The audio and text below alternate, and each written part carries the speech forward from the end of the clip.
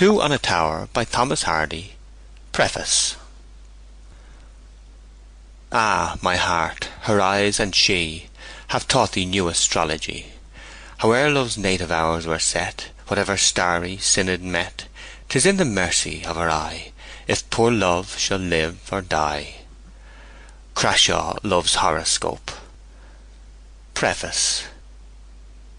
This slightly built romance was the outcome of a wish to set the emotional history of two infinitesimal lives against the stupendous background of the stellar universe, and to impart to readers the sentiment that of those contrasting magnitudes the smaller might be the greater to them as men.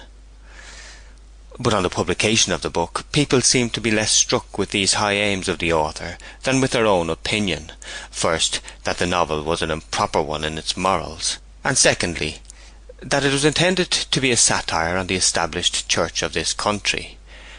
I was made to suffer in consequence from several eminent pens.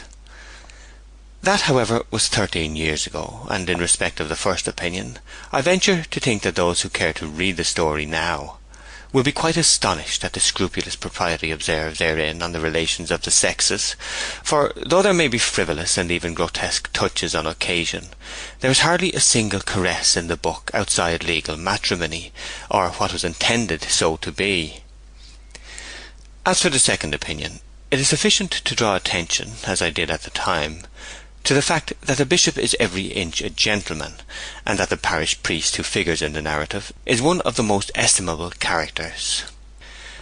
However, the pages must speak for themselves. Some few readers, I trust, to take a serious view, will be reminded by this imperfect story, in a manner not unprofitable to the growth of the social sympathies, of the pathos, misery, long-suffering, and divine tenderness which in real life frequently accompany the passion of such a woman as Viviette for a lover several years her junior. The scene of the action was suggested by two real spots in the part of the country specified, each of which has a column standing upon it. Certain surrounding peculiarities have been imported into the narrative from both sites. Thomas Hardy, July 1895. End of preface.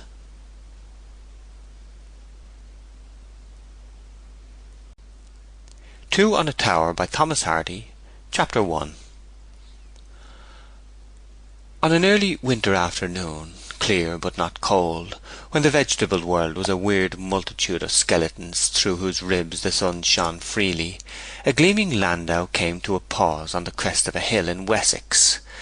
The spot was where the old Melchester road, which the Sample complete.